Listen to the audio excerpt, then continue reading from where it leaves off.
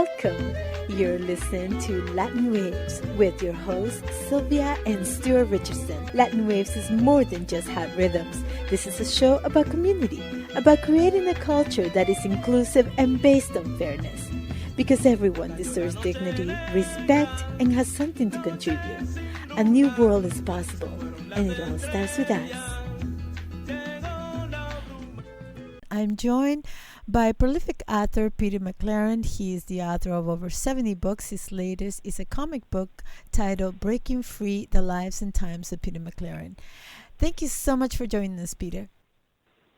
Oh, it's a pleasure. It's a pleasure to be here. Now, I'm moved by this book, and I want to start by talking a little bit about how in your book you are depicted as this white working class youngster who becomes radicalized. Tell me about the moment of rebirth when you were awakened to not only the history you had been taught, but also your own power and responsibility to become an actor and co-creating a new history of the world. Well, that's very beautifully put, and it's a great question. The comic book, actually, I recognize that there are comic books or what we call graphic novels. I mean, they're actually different in many ways. So my new book is actually a combination, I guess, it's a hybrid of a comic and a graphic novel. It basically begins with my upbringing in Toronto and in Winnipeg, and basically being born into a very conservative family that had a kind of military overture to it. My dad fought for the Royal Canadian Engineers in the Second World War. For 6 years, he was overseas fighting the Nazis. And my uncle was actually a war hero. He helped sink the Bismarck battleship and got the Distinguished Service Medal pinned on him by King George VI. He went and joined with the Royal Navy, actually, during the war. And I was very proud of my uncle and very proud of my dad. But it was a very conservative, military sort of ambiance that percolated through our lives when I was growing up. The comic book traces my learning about the Vietnam War through professors I had in Canada who had been, teaching in the U.S. They were American citizens, but they decided to resist the war and burn their draft cards and come to Canada. And some of them actually became professors of mine. And they educated me about what was happening south of the border. And so the comic book goes into my trip to San Francisco and Los Angeles and to Berkeley, joining in with the Berkeley protests, etc. And there's a kind of a surreal sense to my life during those times because I met Timothy Leary, who was the high priest of LSD. I met him at the Audubon Ball at the, I guess what you would call the Fillmore. And he went through several names. I think it was the Fillmore maybe when I was there. But anyway, I met Leary and got into the drug scene, met poet Allen Ginsberg, who gave me some good pointers in terms of my writing, encouraged me to continue. Then I helped form a little, in a very modest way, a kind of a bit of a pipeline for resistors to come to Canada. I just set out pamphlets who to contact, where you could stay when you came across the border, and people that would be supportive of you. And so then it goes from there to my teaching days as an elementary school teacher in the Jane Finch corridor in Toronto. And a lot of the comic book puts into visual context some of the episodes from my book Life in Schools, and which came out, I think, in Canada in 1979, 1980. And then it goes from my days as a elementary school teacher to a college professor, to a university professor. It covers UCLA in particular, the 2005, 2006 events that targeted me as the most dangerous professor at UCLA. And that was when I was working for the Bolivarian Revolution and Hugo Chávez's government back in those years. And kind of repressive apparatus of the state was really consolidating during those years. And, FBI was in the UCLA library trying to find out what radical students, what kind of books they were withdrawing from the library, et cetera, and they targeted 30 professors at UCLA, and they put me on top of the list. They called us the Dirty 30. So the comic book kind of goes into that, and then it talks a little bit about, my sort of political purview today and the need for a socialist alternative to capitalism. It does feature people that did, in fact, influence me and give me a lot of insights into politics and the relationship between, the individual and society and social movements, etc. So I do try to honor about a half a dozen people who did, in fact, help socialize me into a more progressive radical politics, more militant politics, in fact. And so it's going to be a controversial book. It's designed to reach a younger audience, possibly high school students or, undergraduates in university. Yeah, and it also deals with my sort of move into liberation theology as well. My influence, the influence that liberation theology, largely from America Latina, has had on me. So it covers a lot of ground. When I think about your story, I think about the importance of the singularity of life, and yet how none of us make it alone, right? Like we all have very unique stories, and there is that essence of the individual in all of us. However, none of us can ever be independent of each other, independent of nature. We are always interdependent.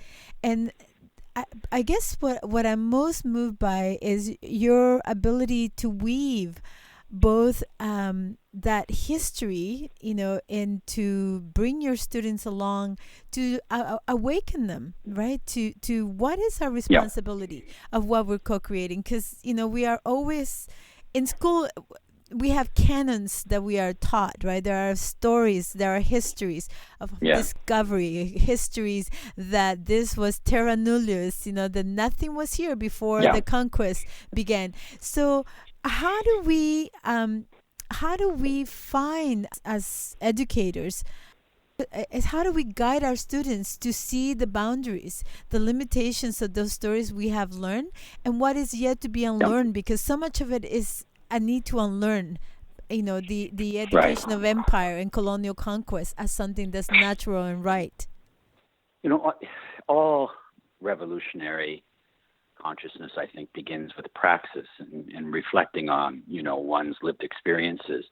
And a lot of what happened to me happened just by chance. And for instance, in the comic, I'm on a bus, and I'm a Greyhound bus. I hitchhiked actually about halfway from Toronto to San Francisco, but I took a Greyhound bus part of the way, and I met an African American woman who was reading the autobiography of Malcolm X, and we started up a conversation. And she told me a little bit about the Black Panthers, the Black Panther Party in Oakland, and I was really intrigued. And when I was in San Francisco, I made a trip to Oakland, and I met some of the Panthers, for instance. And, meeting the Black Panthers and meeting, activists basically in various communities, and then having literature presented to me that could help me deepen my understanding of my own experiences. Because as the great educator Miles Horton, who ran the Highlander School in Tennessee, he said, you only learn from experiences that you learn from. And that's, it sounds like a simple statement, but I think it's quite profound. Miles, I had an opportunity to meet Miles Horton, and that was an incredibly powerful experience. Miles, when he ran the Highlander School, was the only place in the United States where Black folks and white folks actually would meet and strategize together. And the Klan, attacked Miles, attacked the organization. The state shut down Highlander School. Rosa Parks was at the Highlander School just weeks before she famously refused to give up her seat and go to the back of the bus. So a lot of it is just, being on a trajectory and making the most of experiences that you have and opportunities that you have to meet people, to talk with people, to engage in dialogue with people. Like in 1985, I was introduced to Paulo Freire at a conference in Chicago. In that meeting, it wasn't exactly a chance meeting. It was a meeting where friends of Paulo set up, an encounter between us. But that proved to be one of the most important meetings of my life. I began a friendship with Paulo Freire, and through these elders, my life was reshaped. You go through a process of self and social formation, and it has to do with taking advantages of moments of possibility that can help deepen your understanding of the world around you, and ways in which you can become an author and a protagonist of your own story. I've just been very fortunate that I've been able to meet people that have inspired me and that continue to inspire me. People like Noam Chomsky, for instance, when I was going through the Dirty 30, attack back in 2004, 2005, one of the people that stepped up to defend me was Chomsky, and I had never actually met him. And I just thought, this is remarkable that, somebody as brilliant and as influential as Chomsky would go to bat for somebody that he had never met. It's just been a life of being inspired by others and opening myself up to that inspiration, not trying to claim that inspiration as simply being self-generated. It's generated in contact I have with other people. But you're absolutely right. I mean, it's the sense that we do things together in connection with others. Erich Fromm, a famous member of the Frankfurt School, wrote that love is not something that we fall into, right? But it's a kind of praxis. It's an activity that we engage in for the purpose of resolving the anxiety that I think all of us face through our awareness of our separateness, especially in capitalist society. Our separateness, how capitalist society creates this sense of false unity among people. And love is a way we try to actually unite with another. And love in this sense, I think, is a kind of source of power. It's a desire to give freely simply because we can and choose to. And so, in other words, love in capitalist society seems to be more based on a contract, a kind of a source of obligation or kind of false giving.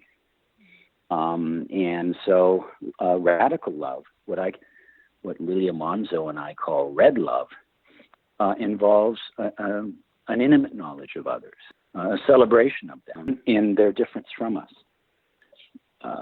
Meeting indigenous groups, for instance, and indigenous leaders in Mexico, in Purépecha, the Tarahumara, or the Raramuri, for instance, meeting them, visiting their communities. There's just no substitute for that. And not everyone gets an opportunity to travel extensively. I'm very grateful that I've been able to do that. And I've been able to, have the opportunity to go and make contact with community leaders and people that have been so inspirational. For instance, just last year, I met Dolores Horta, and that was incredible. And it's been a long time coming. And so you meet someone in person, they're welcoming, they're open. That inspires you to read more about their life history, and by reading about their life histories, it gives you more insight into how you can deepen your own praxis, how you can deepen your own politics. And it helps you to resort your priorities because, the educational system today, especially with the corporatization of education, the businessification of education, we get stupidified sometimes, the stupidification. I get ground down sometimes. You need to get a kind of an injection of inspiration now and again to keep your priorities straight. That's very important for us. And just everyday politics can just be so stressful. The question for me, though, is we as a people have power if we recognize that we are not alone. But when we sit alone in our little rooms watching the television, we accept that that's the way history is, right? That's the way it's done. That we have a superpower with a military might that can destroy the world many times over. And so everybody must just do whatever this government declares. But as an instructor, Right. as an educator, I think we have a higher responsibility. How do we invite our students in to activate that sense of autonomy, that sense of, co-creative power that allow us to not Yes. only envision a society where this cannot happen, but also a society where democracy is a reality? This is a key question because, even in the case of Venezuela, for instance, the Bolivarian Revolution, the sense of self-organization, the sense of political activism can no longer rely on the state as it once did, as much as it did when Chavez was in power, for instance. But I think the lesson that we can learn is that abstract political discourse, right, that's grounded really in global proposals, if it's aimed at the society or political situation, if they don't go hand in hand with solving the immediate problems of people, then there's no room for them. There's no room for this abstract political discourse, and this is what we're seeing. If you're going to have global proposals, they've got in some way to go hand in hand with solving the immediate problems of people in their communities.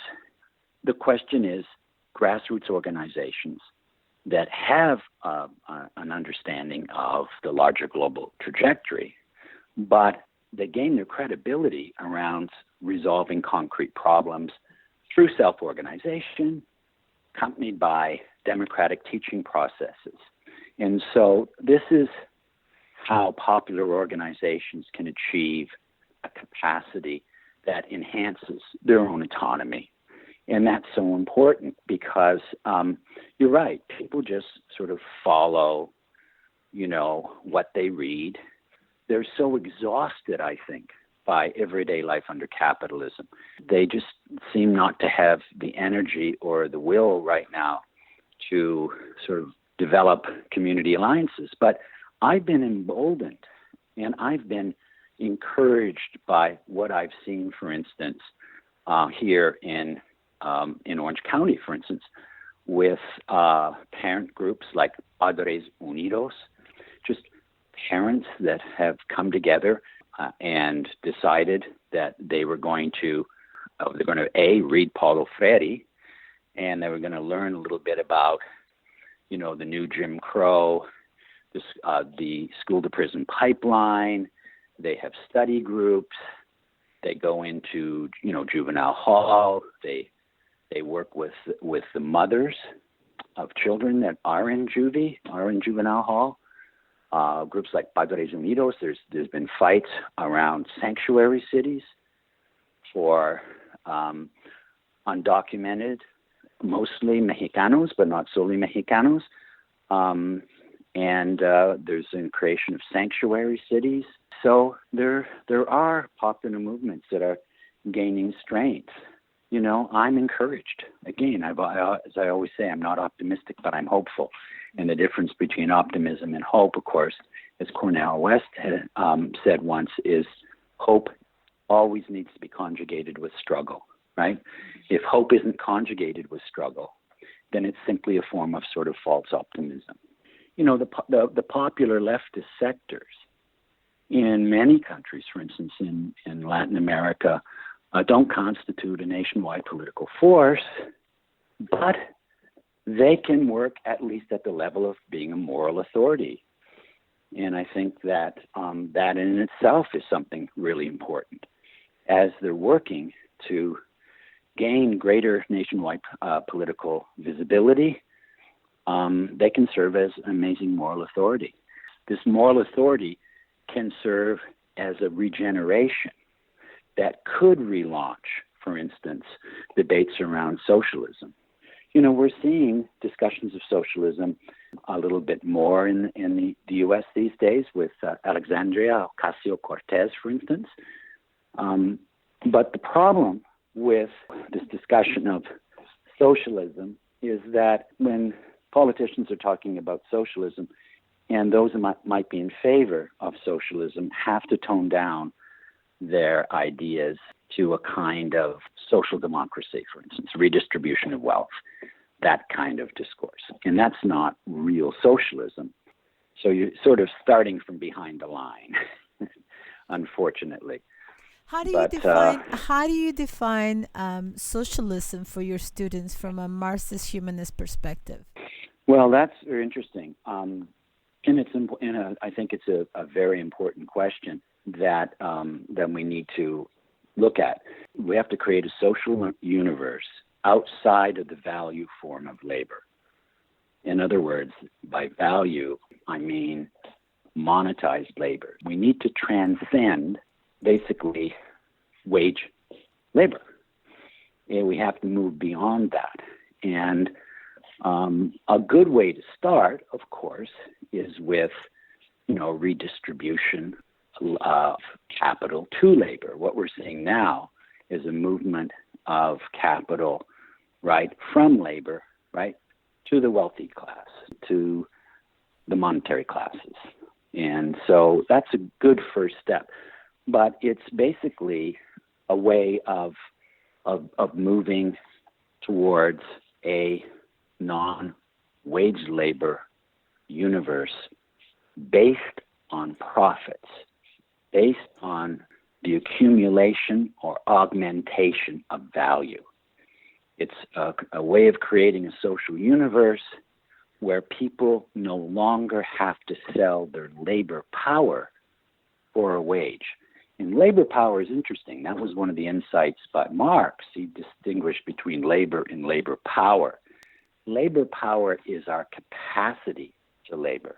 So when we work, we're basically not just selling our labor, but we're selling basically our entire lives. So we're going to show up at a certain place at a certain time, come hell or high water, and engage in this morally reprehensible social form, which is wage labor. There was a time, Sylvia, where working for a wage and the minimum wage and the notion of wages being determined abstractly by the marketplace, that was considered a great evil. And over time, we've just accepted wage labor as a kind of truism, as something that can't be changed, and it just seems to make sense that, you do this labor for me, and I'll give you this amount of money. The issue of poverty and survival, tax policy, minimum wage, funding of public schools, funding of universities, banking laws, labor laws, public health care, disability benefits, you name it. All of this is an infrastructure that facilitates, more than it helps, in many instances, the perpetuation of poverty. People very often don't understand why people in poor communities, in barrios all across, for instance, the United States, why poverty seems to perpetuate itself. They don't understand that from a kind of sociological perspective. They don't understand the importance of having a social safety net. And what happens with neoliberal economic policies that constantly undercut the social safety net, constantly create cycles of disenfranchisement. It's noteworthy, I think, to understand the pressures that are put on people in marginalized, working class, immigrant communities in the United States, and the social forces that impact them and the lives of people on a daily basis, and how difficult it is to take action. I remember years and years ago in Argentina, for instance, when during the monetary crisis, and the people in the working class communities would go out with pots and pans, and protests, and there would be blockades of highways. And actually, the middle class was affected too. And the middle class would go to the banks and they try to withdraw money, and there'd be no money in the bank account. And so they made alliances with the working class, and that lasted for a few months until the money started to reappear in their bank accounts again, and then they just said goodbye to their working class comrades and went on living, their middle class lives. And those alliances didn't remain. They were just immediately severed once the middle class groups got the money back in their bank account. So. We've come to the end of our show, Peter, and I just want to thank you so much for being with us today. I think that the questions you raised are very important and integral to transform not just education, but a society as a whole. Right. I think that's really the point. Absolutely the point. We need to ask those questions, and we need to ask them now, because I think time's running out. Thank you so much for being with us. Thank you for having me. Take care. Thank you for listening to Latin Waves. Latin Waves is an independently produced syndicated radio program made available for free to campus and community radios, and also to the world at latinwavesmedia.com. Please visit the website to hear previous shows, hear about upcoming events, and consider becoming a member for as little as $1 per month.